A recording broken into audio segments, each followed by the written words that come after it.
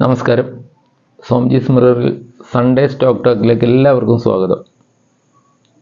കഴിഞ്ഞ ഒരാഴ്ച മാർക്കറ്റിന് യഥാർത്ഥത്തിൽ രണ്ട് ശക്തമായ ഇവൻസുകൾ ഉണ്ടായിരുന്നു. പക്ഷെ അതൊന്നും മാർക്കറ്റിനെ മുന്നോട്ട് നയിക്കാൻ പര്യാപ്തമായില്ല. കഴിഞ്ഞ ശനിയാഴ്ച 1-ാം തീയതി തന്നെ വന്ന ബഡ്ജറ്റ്, അതിൽ സാധാരണ ജനങ്ങൾ പ്രതീക്ഷിക്കുന്ന ഒരുപാട് മാറ്റങ്ങൾക്ക് ടാക്സ് ഇളവുകൾ കൊടുത്തുകൊണ്ട് നിർമ്മല സീതാരാമൻ നടത്തുകയുണ്ടായി. പക്ഷേ അത് മാർക്കറ്റിനെ വേണ്ട വിധത്തിൽ സ്വാധീനിക്കുന്നതിന് പര്യാപ്തമായില്ല ആ ഇളവുകളൊന്നും. പിന്നെ വന്നത് വെള്ളിയാഴ്ച ഉണ്ടായ നമ്മുടെ RBIയുടെ മോണിറ്ററി പോളിസി അവലോകനമാണ്. അതിലും കുറേ നടപടികൾ ഉണ്ടാകും മാർക്കറ്റിനെ ഫേവർ ചെയ്യുന്നത് എന്ന് എല്ലാവരും പ്രതീക്ഷിച്ചു. അതുണ്ടായില്ല. എല്ലാവരും പണ്ട് മുതലേ പറഞ്ഞിരുന്ന 0.25% ഒരു റീപ്പോ നിരക്കിലെ കുറവ് വരുത്തി എന്നല്ലാതെ വേറെ മാറ്റങ്ങൾ ഉണ്ടാകാതിരുന്നത് മാർക്കറ്റിനെ സംബന്ധിച്ച് നിരാശാജനകമായിരുന്നു. മാർക്കറ്റ് പ്രതീക്ഷിച്ചിരുന്ന ഒരു CRRൽ ഒരു 0.5%, 0.5% ഒക്കെ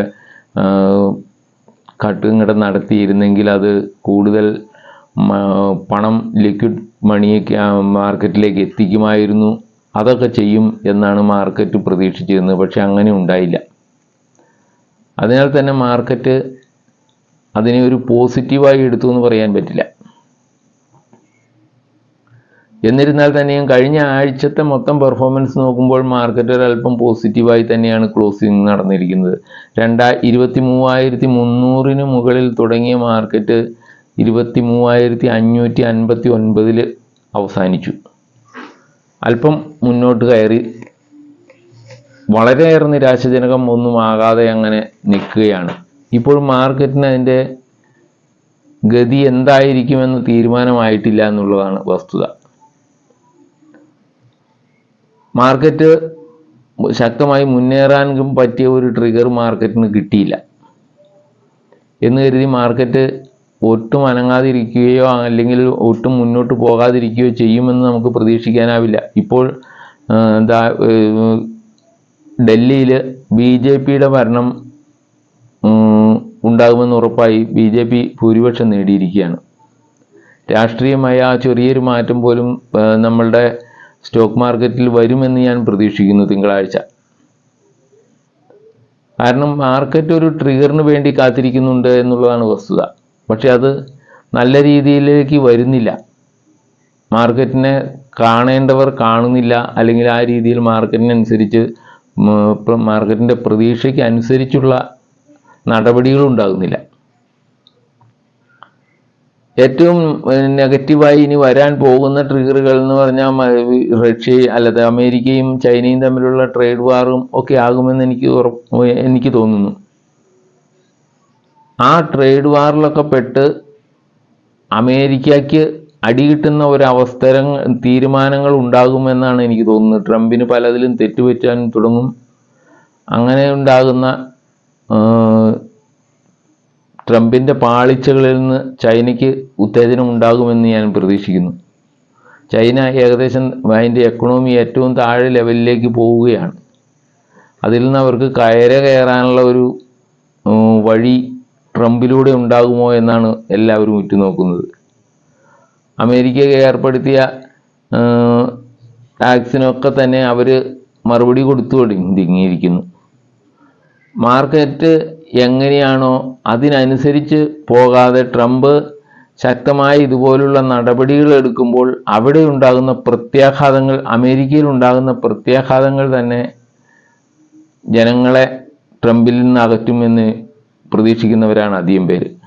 അങ്ങനെ ഉണ്ടാകുമ്പോൾ തീർച്ചയായിട്ടും അത് ട്രേഡിൽ ചൈനയ്ക്ക് അല്ലെങ്കിൽ അതുപോലെയുള്ള US-നെ എതിരായി പ്രവർത്തിച്ച് അല്ലെങ്കിൽ US-ൻ്റെ ഈ ടാരിഫ് ആയിക്കൊണ്ട് ദോഷം വരുമെന്ന് പ്രതീക്ഷിച്ചിരുന്ന രാജ്യങ്ങൾക്കൊക്കെ തന്നെയായിരിക്കും പലപ്പോഴും നേട്ടം ഉണ്ടാവുക.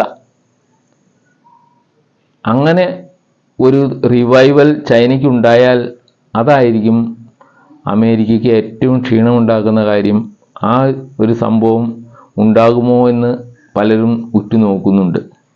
ചൈനക്കാർ ഇപ്പോൾ ഡീപ് സീക്ക് വഴി അമേരിക്കൻ വമ്പൻ കമ്പനികൾക്ക് കൊടുത്ത പ്രഹരം പോലെ ചെറിയ എന്തെങ്കിലും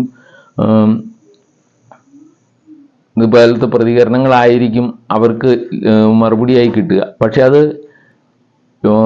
ലോങ് ടൈമിലേക്ക് നോക്കുമ്പോൾ തീർച്ചയായിട്ടും അമേരിക്കയ്ക്ക് ദോഷകരമായി വരുന്ന ഒരവസ്ഥ ഉണ്ടാകാനാണ് സാധ്യത. അത്തരം കാര്യങ്ങളെല്ലാം മാർക്കറ്റിന് അമേരിക്കൻ മാർക്കറ്റ് ഒഴിച്ച് ബാക്കിയുള്ളതിനൊക്കെ പ്ലസ്സായി തീരുന്ന ഒരവസ്ഥ വന്നാൽ അപ്പോഴാണ് തീർച്ചയായിട്ടും ഈ ട്രേഡ് വാർ ഒരു ശരിക്കുമുള്ള ട്രേഡ് വാറായി മാറുക. അപ്പോൾ അങ്ങനെയുള്ള ട്രിഗറുകളും നമ്മൾ പ്രതീക്ഷിക്കണം. മാർക്കറ്റ് ചൈനീസ് മാർക്കറ്റ് ഉണരുന്നു എന്ന് പറഞ്ഞാൽ നമ്മളുടെ ഇന്ത്യൻ മാർക്കറ്റ് മിക്കവാറും താഴാനുള്ള സാധ്യതകൾ അന്നേരം വീണ്ടും കിടക്കുകയാണ്. ഇതൊക്കെ സാധ്യതകളാണ്. നാളത്തെ മാർക്കറ്റ് അല്ലെങ്കിൽ തിങ്കളാഴ്ചത്തെ മാർക്കറ്റിൽ നമുക്ക് പ്രതീക്ഷിക്കാവുന്ന ഒരുപാട് സാധ്യതകൾ വേറെയുമുണ്ട്. റിസൾട്ടുകൾ വരുന്നതിൻ്റെ ഉണ്ട്. ഓരോ മേഖലയിലേക്കും ബഡ്ജറ്റിൽ ഉണ്ടാകുക അലോക്കേഷൻ്റെ സാധ്യതകൾ കണ്ടുകൊണ്ട് വാങ്ങുന്നവരുണ്ടാവും.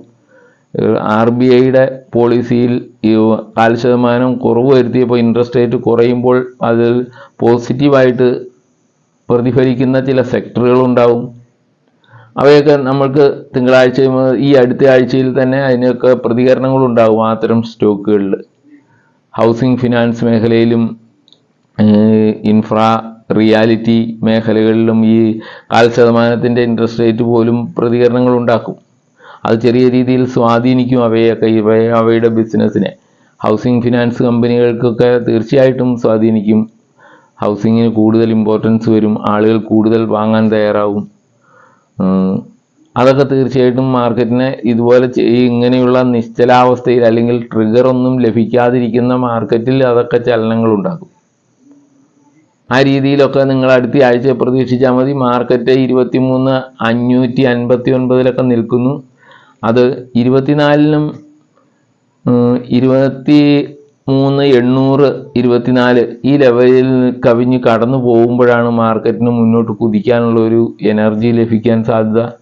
അപ്പോൾ അതുവരെ നമ്മൾക്ക് അതിൽ കാത്തിരിക്കാം. മാർക്കറ്റ് എങ്ങനെയാകുമെന്ന് നമുക്കൊന്നും പ്രവചിക്കാവുന്ന ഒരവസ്ഥയിലല്ല ഇപ്പോഴത്തെ മാർക്കറ്റ് നടക്കുന്നത്.